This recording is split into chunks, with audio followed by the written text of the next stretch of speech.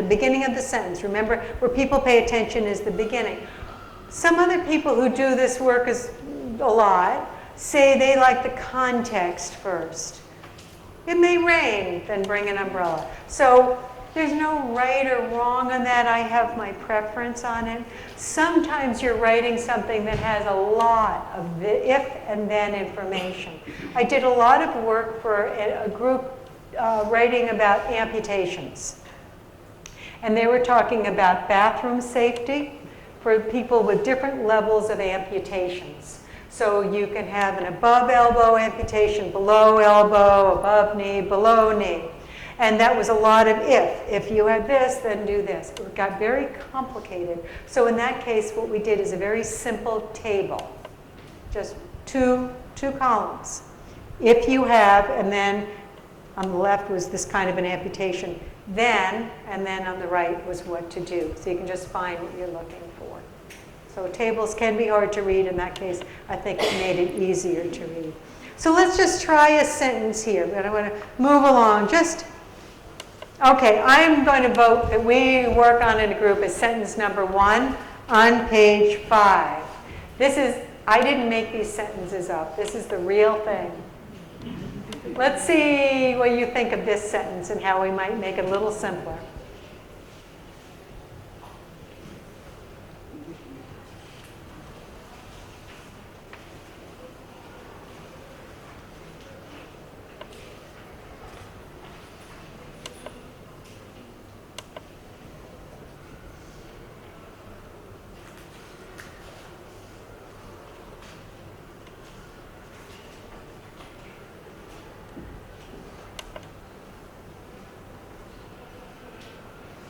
Is it clear? Is it simple? It's not simple. It's not simple. What's hard? Only one sentence. The whole thing is one sentence. This should be divided into 3 sentences, simple sentence. Okay. Do you need all the information that's there? Can you? No. All the information is available. Okay. But only thing, understanding is slightly difficult. Okay. Only So because here the communication is, you will be taken to the radiologist. He will test you. He will give you one drink which contains barium, and with the aid of this barium, radiologist will see your stomach movement. So you just did it in a list. You did it in a sequence. Yeah. So you did the time order, which again, thinking from the reader's perspective, what's that order of information? So you did that right away. You did short action ones. And did you notice what else he did? He said, you will be given barium. Yeah. Did he say you will be given a pleasantly flavored drink? No. Is barium, who here's had barium? Is it pleasant? Not bland. Not bland. That's what I was getting at too, was I think we need to be honest. Not everything in medicine is a pleasure.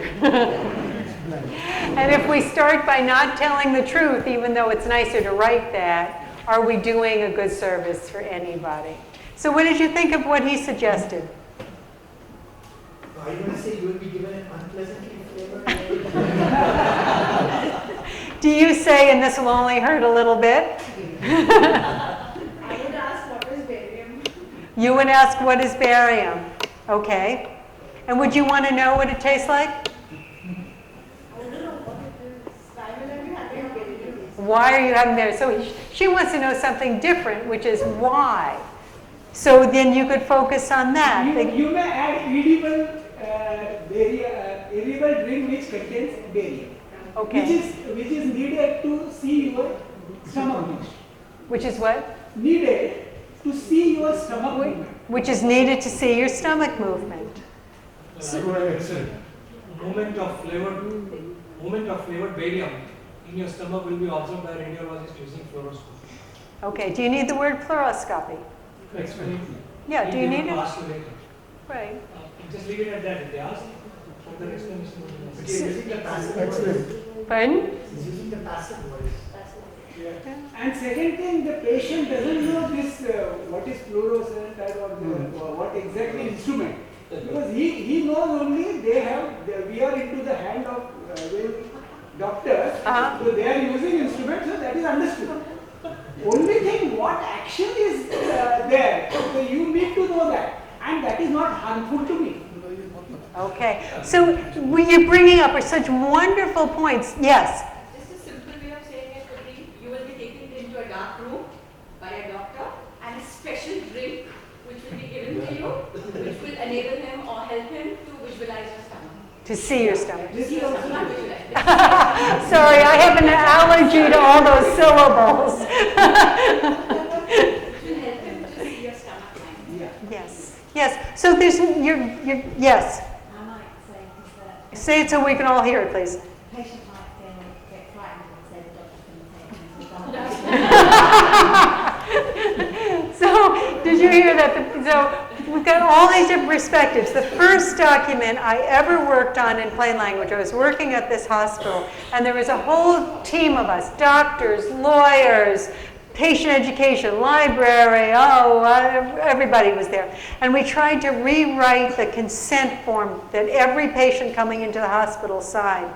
And we went through conversations like you're having now. But you could say this, but does that mean that? Do this and that? It took forever to go through this one sheet. But we learned so much by doing it. That process does get easier, and I recommend that if you are the writer, you're going to do this a lot, you might be looking for, create your own glossary of simpler words. There actually, and I didn't bring my iPhone with me, there actually is an app for that. There's an app that has simple word substitution from the National Library of Medicine. Andrew, if you email me and remind me, I can send you the name of the app. The University of Michigan put it together. It's not the perfect answer, but it might just help. The thing that I do when I try to write in plain language, because sometimes I get stuck, I get really stuck, what I find helps is I say it aloud, even if I'm all alone in a room and it feels kind of silly. I say it aloud, and if it doesn't come out clearly, I have a problem with writing it, and that will help me figure it out. So you're great sports. Let's move on just a little more in plain language. I want to get to some other strategies. Is that okay with you? We'll just go through the other ones, and I want to get to a few others too. So the next part, I don't think I have an activity for the next one. You have to go back to page 3 when I just go kind of some overall suggestions of what to do. So we tried a few activities. So we talked about sentences. Numbers are so hard. People may struggle to read, but they have even more trouble with math, almost always.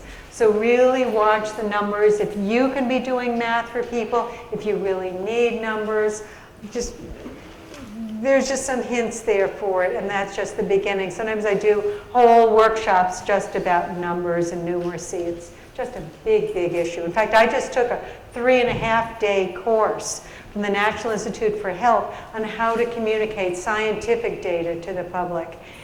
And my head was like, whoa, I'm not sure I understand this. It's that hard. Tone, you want to watch your tone. Again, if you want to check back that flu example I did, as much as possible, speak directly, write directly to your reader using the word you and your. I try to do that in the first sentence. So here is the radiation. We started with about this book. You notice we don't use introduction. There's no need, we have to have that fancy word about this book. First sentence, radiation therapy in you is written for you. Someone who is about to get or is now getting radiation therapy for cancer.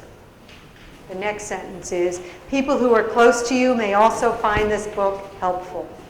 I'm speaking to the reader right from the beginning because it really is all about the reader. I was also identifying the audience.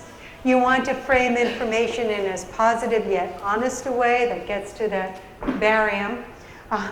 You want to consider your readers' logic, life experience, really understanding of this, and be specific whenever you can, rather than get a moderate amount of exercise. You might say, walk for 20 minutes every day or something like that. So don't leave it up to the person's judgment, so the other person knows what to do. As far as format, layout, and graphics, that's very important how something looks. What you want to do, headers are very good. You can see in all my work, just look at the handout. You got things in bold. Those are headers or subheaders. Why do I do that? It's not just me. Why do we do that? They act like road signs. You know where to look. You don't even have to read the same thing. Remember, a lot of people don't like to read, don't want to read, are not interested in this. So they know where to look. You want to, dotted lists, I use them a lot, but try not to have very long dotted lists. If you have more than about 6 items, have 2 lists. You know, like, here's a whole list of fruit, could be very long, but here's a list of melons and, you know, apples or something. You want to have adequate white space. What is that? I mean, you know when pages look too crowded, right? So maybe about a 50-50 mix. So it gives your eye some way to relax. The white space also is kind of like a time to catch your breath. So it can act almost like a header in there too. You want to have big enough size type. Generally, that's at least a 12 point. If you're writing for an older audience, people with visual impairments, generally you go about 14. Sometimes people just do the small, real small types thing and fit it on one piece of paper. I don't know about you, but I need reading glasses. Do you find small type? I don't even bother. I can't see it. Line things up on the left, but not also on the right, and don't center them. That gives your eye, always starts from the same place there. Also, I'm really a fan, and many people in plain language are using upper and lowercase letters, not all capital letters. You might have heard, what an email, they say don't use all caps, it's shouting. I don't know where that came from. Maybe it is, maybe it's not. The reason is, we have this. So I'm telling you that I went to Africa and I saw some animals. And I saw this animal.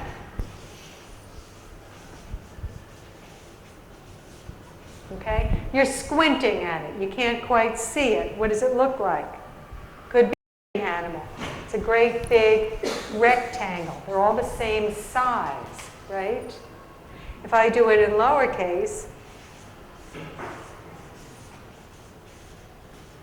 and you were squinting, but I told you it was about my trip to Africa, do you think you might have figured out it was an elephant? No? Some letters go up, some go down, some go part way up. That's what it does. It gives you this visual cue, okay?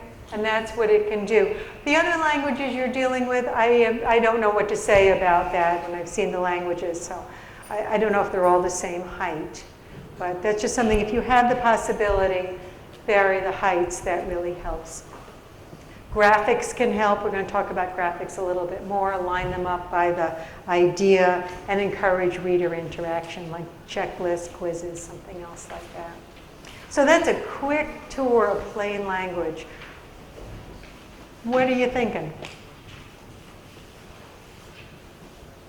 You think it's possible for what you're doing? That you could put some of it into plain language? For you producers and polishers? Yeah. I suggest you give it a try. It will be hard at first. There's no doubt about it. It's a different way of writing. But what about the benefit of it? Do you think? No, I didn't get the question. For using plain language in your work, do you think it's something you might try? Yeah, like if I want to describe a mind, if I use like metaphor, mind is like a monkey, or mind is like a child. So it conveys that child is not, it goes from here, and a monkey also hops from one place to another. I'm so glad you said that, because that's going right to the next section on metaphors. That's perfect. I encourage you to give it a try. You know what? I'm going to pass these around in different directions. If Feel free to look at them, and if you can end up giving them to Andrew,